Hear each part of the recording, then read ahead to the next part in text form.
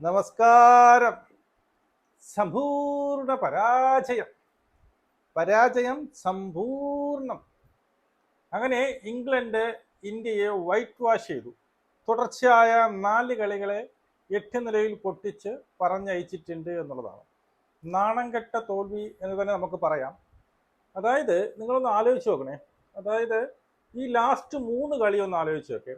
ഈ 3 കളി ആലോചിച്ച് നോക്കിക്കഴിഞ്ഞാൽ ഫസ്റ്റ് കളി 126 റൺസിന് തോക്കുന്നു, രണ്ടാമത്തെ കളി 9 വിക്കറ്റിന് തോക്കുന്നു, ഇന്നത്തെ കളി 56 റൺസിന് തോക്കുന്നു. ഇന്നത്തെ കളി ഒരു വിധം നാണക്കേടില്ലാതെ തോറ്റു എന്ന് ഞാൻ പറയും. 56 റൺസിന്റെ തോൽവിയേ ഉള്ളൂ. 200 റൺസെങ്കിലും നിങ്ങൾ തിരിച്ചടിച്ചു. എനിക്കതല്ല. ഒരു കാര്യം പറയട്ടെ, ഇത് നമുക്ക് സന്തോഷമൊക്കെ തന്നെ, സത്യം പറയാലോ. യുവമാരെ ഈ പട്ടി അടിക്കും പോലെ അവന്മാരെ അടുത്ത് അടിച്ചപ്പോഴേ എൻ്റെ നെഞ്ച് പൊട്ടിപ്പോയി. ഞാൻ ഇങ്ങനെ ഇരുന്ന് ആലോചിച്ചു, കർത്താവ് ഇതെന്തോന്ന് ടീം, ഒരു 2 മാസം മുമ്പ് വേൾഡ് കപ്പ് നേടിയെടുത്ത ടീമാണോ ഇത് എന്ന് ആലോചിച്ചു പോയി. പട്ടി അടിക്കും പോലെ അല്ലടാ അവന്മാർ അടിച്ചു കുറിച്ചത്. ഞാനിത് കണ്ടിട്ടുള്ളത് ഇന്ത്യക്കാരന്മാര് മറ്റുള്ള ടീമിനെ അടിക്കുന്നതാണ് നമ്മൾ പൊതുവേ കണ്ടിട്ടുള്ളത്, അല്ലേ? ഇന്ത്യക്കാരന്മാര് മറ്റുള്ള ടീമിനെ അടിക്കുമ്പോൾ നമ്മൾ ചിരിച്ചു കളിച്ച കൊള്ളാം അടിപ്പൊളി കളിടാ എന്നൊക്കെ നമ്മൾ പറയും. ഇപ്പോഴാണ് ആ ഒരു വേദന അറിയുന്നത്, ആ ഒരു സങ്കടം അറിയുന്നത്. അമ്മേനെ പത്തറ്റിക്, പാഠ്യടി ദയനീയം. എന്തൊരു അടിയുടെ അവന്മാർ അടിച്ചത്.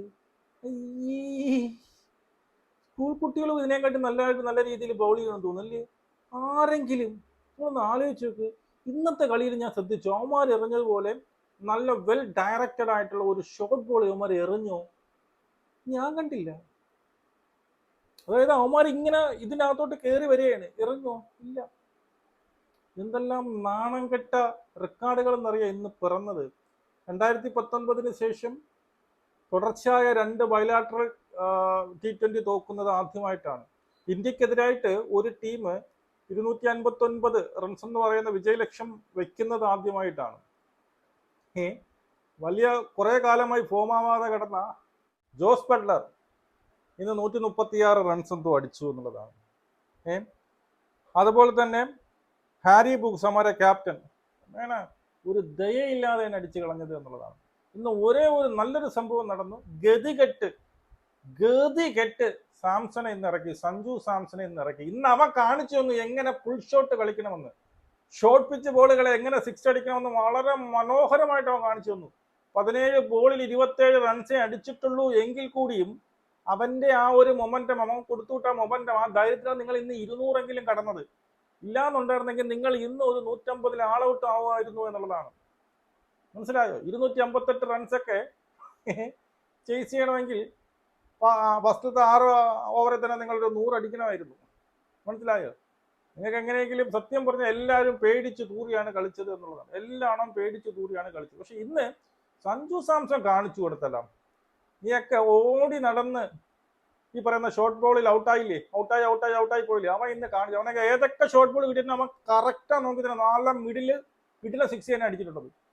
എന്നാക്കിൽ പിരിവെട്ടി ഇരുന്ന ഗംഭീറെ, നിനക്ക് തികഞ്ഞ ഈ ഇന്ത്യയെ ഈ ഗതിയിൽ കൊണ്ടാക്കിയപ്പോൾ നിനക്ക് സമാധാനമായാടേ? നിനക്ക് സമാധാനമായ അഗാർക്കറെ? നിനക്ക് സമാധാനമായ? ഇത്രയും ഗതികെട്ട, ഇത്രയും നാണം കെട്ട രീതിയിൽ ഇന്ത്യയെ കൊണ്ട് എത്തിച്ചപ്പോ നിനക്ക് സമാധാനമായടേ അഗാർക്കറെ? നല്ല രീതിയിൽ ആ പറയുന്ന അയർലൻഡിനോട് 2-0 തോറ്റു. ഇപ്പതാ എനിക്ക് തോന്നുന്നു ഇന്ത്യ ഇതുവരെക്കായിട്ടും ഇത്രയും 4 കളി ഒരു ബൈലാറ്ററൽ സീരീസിൽ, ഇതുപോലെ 5 കളിയുള്ള ബൈലാറ്ററൽ സീരീസിൽ ഒരു കളി പോലും ജയിക്കാതെ വൈറ്റ് വാഷ് ആയി പോകുന്നത് ആദ്യമായിട്ടെന്നാണ് ഞാൻ കമന്ററിയിൽ കേട്ടത്. ആയിരിക്കും എന്നുള്ളതാണ്. ദയനീയം, കഷ്ടം അല്ലേ? ഇത് കർമ്മ തന്നെയാണ്. എന്നാൽ നമ്മൾ ചെയ്തു വെച്ച പാപത്തിനുള്ള ഫലം കിട്ടാതെ പോകാൻ പാടില്ലല്ലോ. അത് തന്നെയാണ് നിന്റെ നെറ്റിയില്ല, നിന്റെ അവസാനത്തെ ആണിക്കല്ലും അടിച്ചിട്ട് തന്നെയാണ് പോയത്. സഞ്ജു സാംസൺ ആരും കുറ്റം പറയില്ല. സഞ്ജു സാംസനെ പറഞ്ഞു, എന്നെ പുറത്തിരുത്തിയതിന്റെ ഗുണം എന്താണെന്ന് അവൻ ഇന്ന് കാണിച്ചു തന്നു. 14 ബോളിൽ 27 റൺസ് നല്ലൊരു തുടക്കം അവൻ വെച്ച് തന്നിട്ടുണ്ടായിരുന്നു. മനസ്സിലായോ? ഇതുവരെ ഉള്ള 11 പേര് ടീമിലാണെങ്കിൽ അതിൽ 9 എണ്ണവും ലെഫ്റ്റ് ഹാൻഡിനെയും കൊണ്ടിട്ട് ഇപ്പം കണ്ട ഇതിൽ റൈറ്റ് ഹാൻഡർമാർ എല്ലാവരും കളിക്കുന്നുണ്ട് എന്നുള്ളതാണ്. കുറെ ലെഫ്റ്റ് ഹാൻഡർമാർ വന്ന് തുഴഞ്ഞു മറ്റൊരു മഹാസംഭവം നടന്നു. തിലക് വർമ്മ 50 അടിച്ചു. എന്തൊരു അഗ്രഷൻ ആയിരുന്നു. ഇനി അമ്മണ ഒരു കൊല്ലത്തെ ചില അടുത്ത വേൾഡ് കപ്പിൽ വരാൻ നീ ഇനി ബാറ്റിംഗ് ചെയ്യേണ്ട, നിനക്ക് അവിടെ സ്ഥിരമാണ്, നിനക്ക് ആ ടീമിൽ സ്ഥിരമാണ്. അതായത് വൈസ് ക്യാപ്റ്റന്റെ ക്യാപ്റ്റൻസി അവൻ കാണിച്ചു, എനിക്കടിക്കാൻ അറിയാം. ഇനി അമ്മയാണ് നോക്കിയോ, അടുത്ത വേൾഡ് കപ്പ് വരെ തിലക് വർമ്മ സ്ഥിരമാണ്, മതി. കാരണം 4 കൊല്ലം മുമ്പ് ഒരു ഇതുപോലെ ഒരു അടിയടിച്ചു, ആ ഒരു പിൻബലത്തിലാണ് ഇതുവരെ വന്നത്.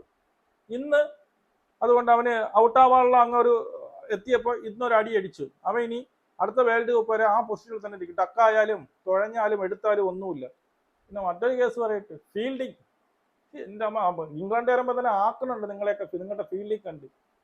എന്തൊരു ഫീൽഡിങ് ഇടേ. ആ ശിവൻ ഡൂബെ ഹാരി ബുക്സിന്റെ ക്യാച്ച് കളഞ്ഞത് കണ്ട, അവൻ എങ്ങോട്ടേ ഓടിയത്. ചക്ക വീഴുമ്പോ ഇതാ പൊത്തോന്ന് പറഞ്ഞു വീണ്.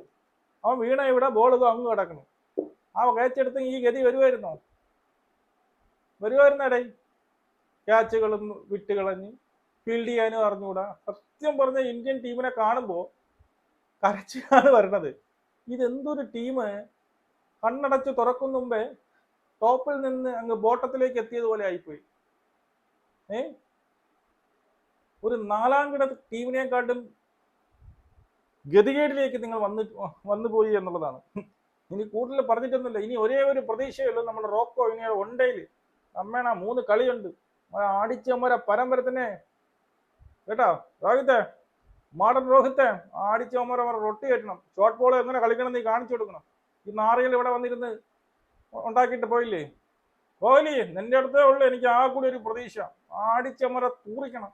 ഈ നാണക്കേട് മാറ്റാനുള്ള നിങ്ങളാണ്, മനസ്സിലായോ? അങ്ങനെ ഇംഗ്ലണ്ട് സത്യം പറയാ, ശ്രേയസ് അയ്യറിന് ചുമ്മാ ടോസ് കിട്ടുക. നീ എന്ന് നിനക്ക് ടോസ് കിട്ടായിരിക്കും, നീ എന്നേ ജയിക്കൊള്ളേ.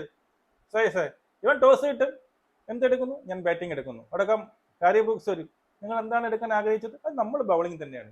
ഇതുവരെ ടോസ് കിട്ടിയ എല്ലാവരും അങ്ങനെയാണ് പറഞ്ഞത്. ഇവൻ എന്താണ് എടുക്കാൻ ആഗ്രഹിക്കുന്നത് അവർക്കും കൊടുക്കുകയാണ്. ഇവന് ടോസ് കിട്ടില്ല, അവർക്ക് ഇഷ്ടമുള്ള സാധനം കൊടുക്കുകയാണ്. എല്ലാ ടോസും ജയിച്ചു, എല്ലാ കളിയും തോറ്റു. ആ പാവൻ ചെറുക്കൻ അവനെ ഇന്ന് കയറ്റിയിരുത്തി, സൂര്യവംശിനെ കയറ്റിയിരുത്തി. അവനെ കൊണ്ട് ഇത്രയുള്ള പ്രഷർ സിറ്റുവേഷൻ. ആ ചെറുക്ക അവിടെ ഇരുന്ന് കരയണുണ്ട് ഈ കളി തോറ്റപ്പോ. നിങ്ങൾ കണ്ടായിരുന്നോ? അവിടെ ഇരുന്ന് കരയുന്നു. ആ കൊച്ചി ഇറക്കണം ഇതേപോലെ പ്രഷർ സിറ്റുവേഷനിൽ കൊണ്ട് ഇറക്കി ഇട്ടുകൊടുത്ത് മാറി, അവൻ്റെയും കൂടി ആ കോൺഫിഡൻസ് കളയാൻ വേണ്ടിയിട്ട്.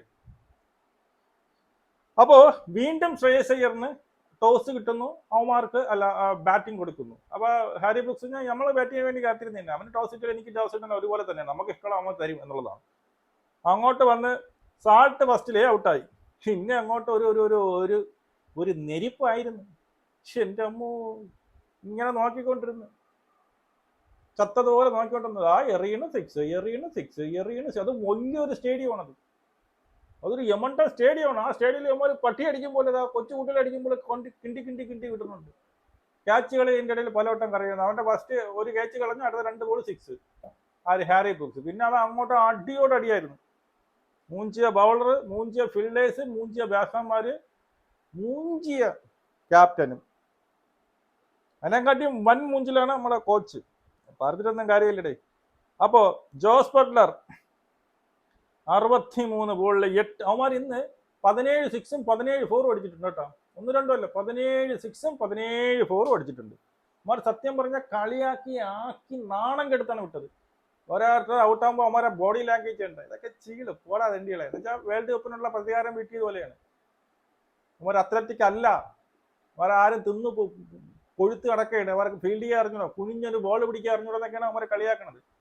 സത്യം തന്നെയാണ്. ബട്ട്ലർ അങ്ങനെ ഇരുന്ന് അവൻ 18 കളി എന്തോ ആയെന്ന് പറഞ്ഞിട്ട് കമന്ററിയിൽ ഒരു 50 അടിച്ചിട്ട്. ഇന്ന് അവൻ 50 അല്ല, 131 അവന്റെ ബെസ്റ്റ് അവൻ അടിച്ചു എന്നുള്ളതാണ്. 8 6കളും 12 4. പിന്നെ അവരുടെ ക്യാപ്റ്റൻ അവൻ എത്ര അവസരം കൊടുത്തോ തരും. യമർ എങ്ങനെയെങ്കിലും അവനെ കൊണ്ടൊരു 100 അടുപ്പിക്കാൻ വേണ്ടി ശ്രമിച്ചു, പക്ഷെ നടന്നില്ല. പല കേച്ചുകളും വിട്ടുകൊടുത്ത് 45 ബോളിൽ 95 റൺസ് അടിച്ചു. അവനും അടിച്ചു 8 6കൾ. What A fantastic. 211 അവന്റെ സ്ട്രൈക്ക് റേറ്റ്. മതിയല്ലോ, വേറെ ആരുടെയും പറയേണ്ട ആവശ്യമില്ല. കാരണം ഇവർ 2 അടിച്ചപ്പോൾ തന്നെ റൺ അങ്ങനെ ആയി. നമ്മുടെ ബൗളിംഗ് നില നോക്കാം. ഹർഷദീപ് സിംഗ് 33. അവൻ മാത്രമാണ് ഈ ടൂർണമെന്റ് ഒരുവിധം എറിഞ്ഞെന്നാണ് എനിക്ക് തോന്നുന്നത്. വേറെ ഒരു തെണ്ടികളി എറിഞ്ഞിട്ടില്ല. പ്രസിദ്ധ് കൃഷ്ണ അവനും എറിഞ്ഞു കേട്ടോ, 38 ബോളിൽ 1 വിക്കറ്റ്. പിന്നെ ദാ അടക്കണു നമ്മുടെ മറ്റേ പ്രിൻസ് യാദവ് 4 ഓവറിൽ 60 റൺസ് 15 വെച്ചടിച്ചിരിക്കണം. പട്ടേൽ നമ്മുടെ വൈസ് ക്യാപ്റ്റൻ ഇന്നും തുഴഞ്ഞു പോരെ, അവനെങ്കിലും മാറ്റോ. അവനെ മാറ്റിക്കഴിഞ്ഞാൽ അതുപോലത്തെ ഓൾറൗണ്ടർ ആരാണ്? അല്ല ഇവനെന്തിനും ഇവൻ ബാറ്റിങ്ങും ചെയ്യുന്നില്ല ബൗളിങ്ങും ചെയ്യുന്നില്ല, പിന്നെ എന്തൊരു ഓൾറൗണ്ടർ അല്ലേ. അവന്മാരെ സ്പിന്നർ ഇറങ്ങിയുണ്ട ഇന്ത്യൻ സ്പിന്നറുകൾ. അക്സർ പട്ടേലൊക്കെ വന്നാൽ അവർക്ക് ഓണം പോലെയാണ് കേട്ടോ. അവർ തിരിഞ്ഞു മാറി കണ്ണടച്ചൊക്കെ അടിച്ചളയും. ഹാരി ബ്രൂക്സ് അക്സർ പട്ടേൽ വന്നാൽ കണ്ണടച്ചിരിക്കും. എനിക്കറിയാം, നീ എങ്ങനെ പറഞ്ഞാലും നീ കണ്ണു തുറക്കേണ്ട ആവശ്യം തന്നെ 60 തന്നെ അടിക്കണം. ആ രീതിയിലാണ് അടിക്കുന്നത്. സത്യം, അവർ കണ്ണു തുറന്നല്ല അടിക്കണം, അവർ കണ്ണടച്ച് തന്നെ അടിക്കുന്നത്. അയ്യോ. പിന്നെ നമ്മുടെ ഇന്ന് പുതിയൊരു പയ്യൻ ഇന്ന് അരങ്ങേറ്റമായിരുന്നു. സൂര്യാൻഷ് ഷെഡ്ജ്. അവനെ അടിച്ച് ഷെഡ് കയറ്റിയിട്ടുണ്ട്. 3 ഓവറിൽ 39. ഷെഡ്ജ്. ശിവൻ ഡൂബെ 1 ഓവർ കൊടുത്തു കേട്ടോ, പാവോടാ. 22 റൺസ് അടിച്ച് ഈ കണ്ണുപൊട്ടൻ ബോൾ എറിഞ്ഞ പോലെ 2 വിക്കറ്റും കിട്ടി. മനസ്സിലായോ? ലാസ്റ്റ് ഓവർ എന്തോ കൊടുത്തത്. ശിവൻ ഡൂബെയൊക്കെ ബാറ്റ് ചെയ്ത് കണ്ടാണ്. എനിക്ക് സത്യം പറഞ്ഞാൽ റിവ്യൂ പറയാൻ പറ്റും. ഒരു എനർജി ഇല്ല. ഒന്നിത്തിരി ആഹ്ലാദിച്ച് ഒരു കൊട്ടൊക്കെ അടിച്ച് പിന്നീട് ഇന്ത്യയുടെ ജയം ആഘോഷിച്ചിട്ട് വർഷങ്ങളായതുപോലെയാണ് എനിക്ക് ഫീൽ ചെയ്യുന്നത്. ഇനി മാത്രമേ ഉള്ളൂ എന്നുള്ളതാണ്. ഇതാണ് ഇന്ത്യയുടെ ബൗളിംഗ്. ഇനി അടുത്ത ഇന്ത്യയുടെ ബാറ്റിംഗ്. ഇന്നെന്തായാലും സാംസണെ ഇറക്കി, വളരെ നല്ല കാര്യം. ഇറക്കിയിട്ട് ഇനി അടുത്ത കളി അവനെ കയറ്റി ഇരുത്തയില്ലേ. ഞാൻ സത്യം പറയാൻ ഞാൻ മനസ്സുകൊണ്ട് ആലോചിച്ചോട്ടെ, ഒരു 50 അടിക്കണമെന്ന്. പാവം നല്ല രീതിയിൽ കളിച്ചു. ആ ഒരൊറ്റ ബോളിന്റെ ഭാഗ്യക്ക് കുറവും കൂടി ഉണ്ട്. അതിലൊന്നും അവൻ രക്ഷപ്പെട്ടിരുന്നെങ്കിൽ അവൻ ഒരു 50 കൊണ്ട് പോകുമായിരുന്നു. 14 ബോൾ മാത്രമേ ഉള്ളൂ. 2 6ഉം 3 4ഉം അടിച്ചു. ആ 2 6ഉം ഷോർട്ട് ബോളിലാണ് അടിച്ചത്. മനസ്സിലായോ? നീക്ക കൊണ്ട് ഔട്ടായി കൊടുക്കാനില്ലേ, അതേ ഷോർട്ട് ബോളിൽ തന്നെയാണ് അവർ 2 6 കിടിലമായിട്ട് കയറ്റി കൊടുത്തത്. 190 റൺസിന്റെ സ്ട്രൈക്ക് റേറ്റും ഉണ്ട്.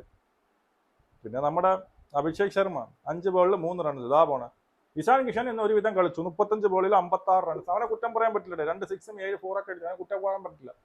അവൻ അങ്ങനെ വലിയൊരു ഫോം ഔട്ടാണ്. 2 കളി റൺഔട്ട് ആയത് അല്ലേ, തുടർച്ചയായ 2 റൺഔട്ട്. അവൻ ഒരുവിധം കളിക്കുന്നുണ്ട് എന്നുള്ളത്. സഞ്ജു സാംസണും ഇഷാൻ കിഷനും കൂടി നിന്നപ്പോൾ ഒരു വിജയ പ്രതീക്ഷ ഉണ്ടായിരുന്നു. എപ്പോഴവരുടെ കൂട്ടുകെട്ട് നിന്നോ അപ്പോൾ തൊട്ട് ഞാൻ മനസ്സിലാക്കി തോക്കുക എന്നുള്ളത്. മനസ്സിലായി. ശ്രേയസ് അയ്യർ 16 ബോളിൽ 28 റൺസ് അടിച്ചു, 4 4 അടിച്ചു. തിലക് വർമ്മ അതാ വരും നമ്മുടെ വൈസ് ക്യാപ്റ്റൻ, നമ്മുടെ പൊളപ്പം ബാറ്റ്സ്മാൻ വന്ന് 25 ബോളിൽ 4 6 3 4. ആടെ അവനെ കുറ്റം പറഞ്ഞത്. ഇനി ഒരു കൊല്ലത്തേക്ക് എന്നെ നോക്കണ്ട, നിങ്ങൾ പ്രതീക്ഷിക്കാൻ ചിലപ്പോൾ അത്ഭുതകരമായിട്ട് ഈ ശ്രേയസ് അയ്യറിനെ മാറ്റിയിട്ട് യവനെ ക്യാപ്റ്റൻ ആക്കൂ എന്നുള്ളത് തന്നെ എനിക്ക് ഡൗട്ട് ഉണ്ട് എന്നുള്ളതാണ്. ശിവം ഡൂബെ വേസ്റ്റ് എന്ന് ലോക വേസ്റ്റ് ആയിട്ട് വന്നുകൊണ്ടിരിക്കുകയാണ് ശിവം ഡൂബെ. ഇവനെയൊക്കെ ഓൾറൗണ്ടർ ആയിട്ടാണ് എടുത്തത്. ഇപ്പൊ അവൻ വല്ലയിടത്ത് ഒരു ഓവർ എറിയും, ദാ പോണു. സത്യം പറഞ്ഞാൽ ഇന്ത്യക്ക് ബൗളർമാർ ആരുമില്ല, സ്പിന്നറേ ആരുമില്ല. കുറെ കളവും സ്പിന്നേഴ്സേ ഉള്ളൂ. യവന്മാരെയും കാട്ടി ബെറ്ററാണ്. മനസ്സിലായോ? ഈ ടീമിനെ ഒന്ന് അഴിച്ചു പണിതില്ല എന്നുണ്ടെങ്കിൽ മൂഞ്ചു, നല്ല രീതിയിൽ മൂഞ്ചു എന്നുള്ളതാണ്. മനസ്സിലായോ? ആ ശിവൻ ഡൂബെ അടുത്തൊക്കെ പോയി ഒന്ന് ഓടി എടുത്തൊന്ന് ശരീരമൊക്കെ ഒന്ന് അനങ്ങി കുനിഞ്ഞ് ബോൾ എടുക്കാനൊക്കെ പഠിപ്പിച്ചോളൂ. നാടനെ പോലെ ഇരിക്കണം. ബോൾ വരുമ്പോൾ ഓടണം, അല്ലെങ്കിൽ അവനെ ഫീൽഡിങ്ങിന് ഇറക്കരുത്. ഒരു ഓവർ ഇട്ടിട്ട് കയറി ഇരിക്കാൻ പറയണം. മനസ്സിലായി? ബാറ്റിങ്ങിന് മാത്രം ഇറക്കിയാൽ മതി. ഇല്ലെങ്കിൽ ഉറപ്പായിട്ട് തന്നെ നിങ്ങളെ തോപ്പിക്കും. Catches can win the match എന്നാണ്. മനസ്സിലായോ? ഒരു ക്യാച്ച് പോയാൽ ഇന്നിപ്പം കണ്ടില്ലേ, ആ ഒരു ക്യാച്ച് കളഞ്ഞതാണ്. ആ ഒരു ലെക്ക് ഇതും ഇല്ലാതെ അങ്ങോട്ട് ഓടുന്നുണ്ട്. ചക്ക വെട്ടി ഇടുമ്പോൾ ഡബോന്ന് വീണാണ്. എന്നിട്ട് ഇവിടെ കിടന്ന് കരയണുണ്ട് അവിടെ കിടന്നുണ്ട്. അവന് ഫീൽഡ് ചെയ്യാൻ അറിഞ്ഞൂടാ. അവന് ബോൾ അടുത്ത് വരാൻ വിറയ്ക്കും. ഇടയ്ക്കൊക്കെ എന്തോ അബദ്ധത്തിൽ കയ്യിൽ ഒട്ടിയിരിക്കുകയാണ്. ഭക്ഷണം കൊണ്ടാണ് അവൻ ഇറങ്ങണത്. ഒട്ടി ഇല്ലെങ്കിൽ ഇല്ല. അതുകൊണ്ട് നിങ്ങൾ ഒരു ഓവറെല്ലാം കൊടുത്തിട്ട് അവനെ പിടിച്ച് കയറ്റിയിരുത്തുന്നതാണ് നല്ലത്. പിന്നെ സ്പിന്നറെ കൊണ്ടുവന്ന മാട അടിയടിക്കും. കിട്ടിയാൽ കിട്ടി, ഇല്ലെങ്കിൽ ചട്ടി. ഇത് തന്നെയാണ്. നമ്മുടെ വൈസ് ക്യാപ്റ്റന്റെ നമ്മളെ അക്സർ പട്ടേൽ എന്ന് പറയേണ്ട കാര്യമില്ല. സാം കരൺ അവൻ ഇന്നും 3 വിക്കറ്റ് എടുത്തു. അവരെല്ലാം കിടിലായിട്ട് എറിഞ്ഞില്ല. എല്ലാണും കിടിലായിട്ട് എറിഞ്ഞു. ആരെയും കുറ്റം പറയില്ല. എല്ലാണും ആർച്ചർ പിന്നെ എറിഞ്ഞ് കയറ്റി കൊടുക്കുന്നുണ്ട്. മനസ്സിലായോ? അവരെ സാം കരണും അവരെ ക്യാപ്റ്റനായ ഹാരി ബ്രൂക്സ് 2 കിടിലായിട്ട് കളിച്ചു. അങ്ങനെ ഇന്ത്യ 56 റൺസിന് പൊട്ടിയിട്ടുണ്ട്. 12 റൺസിൽ 56 റൺസിന്റെ തോൽവിയാണ്. 125 റൺസിന്റെ തോൽവിയും 9 വിക്കറ്റിന്റെ തോൽവി, ഇപ്പൊ 56 റൺസിന്റെ തോൽവി. ഈ 3 തോൽവികളിൽ ഏതാണ് ബെറ്റർ എന്ന് വെച്ചാൽ ഒരുവിധം നമുക്കൊന്ന് ഫൈറ്റ് ചെയ്തു അല്ലെങ്കിൽ എന്ന് തോന്നിയത് ഈ കളി ഇത് മാത്രമാണ്. ബാക്കി എല്ലാ കളിയും കറക്റ്റ് തന്നെയാണ്. ഇനിയിപ്പോൾ T20 അങ്ങ് വിട്ടേര്, അത് മുടിഞ്ഞ് അത് പോയി. അതിനി തിരിച്ചു വരണ യമറ ഈ പറയുന്ന കോൺഫിഡൻസ് ലെവൽ ഒരൊറ്റ എണ്ണത്തിന് ഇന്നൊരു കോൺഫിഡൻസ് ലെവൽ ഇല്ലായിരുന്നു. പണ്ടൊക്കെയാണ് ഈ സ്കോറൊക്കെ അടിച്ച് വന്ന് ഫസ്റ്റ് തൊട്ട് അങ്ങോട്ട് തുടങ്ങും. ഇത് ജയിക്കണമെന്നുള്ള ഇതിലൊന്നും നമ്മൾ അടിച്ചതായിട്ട് എനിക്ക് തോന്നുന്നില്ല. മനസ്സിലായോ? ആ ലെഫ്റ്റ് ആൻഡ് റൈറ്റ് ആ കോമ്പിനേഷൻ ഉള്ളപ്പോൾ, അതായത് സഞ്ജു സാംസണും ഈ പറയുന്ന നമ്മുടെ ഇഷാൻ കിഷനും നിന്നപ്പോൾ ഒരുവിധം കളി ജയിക്കുമെന്ന് തോന്നി. അതിനുശേഷം അത് ലെഫ്റ്റും റൈറ്റും കോമ്പിനേഷൻ ആയിരുന്നു. അതിനുശേഷം നമ്മുടെ ക്യാപ്റ്റൻ ശ്രേയസ് അയ്യറും ഇഷാൻ കിഷൻ അതും ലെഫ്റ്റും റൈറ്റും അപ്പോഴും ഒരുവിധം കിട്ടുന്നു. ബാക്കിയില്ല, പിന്നെ അങ്ങോട്ടൊന്നും ഇല്ല എന്നുള്ളതാണ്. പിന്നെ ആർക്കും ഒന്നും പറ്റത്തില്ല. വേറെ പിന്നെ നമ്മൾ നോക്കും, വേറെ ആരും ഇല്ല. ശ്രേയസ് അയ്യർ കഴിഞ്ഞാൽ പിന്നെ സത്യം പറഞ്ഞു കഴിഞ്ഞാൽ ഇന്ത്യൻ ടീമിൽ വേറെ ആരെങ്കിലും ഉള്ളതായിട്ട് തോന്നുന്നുണ്ടോ?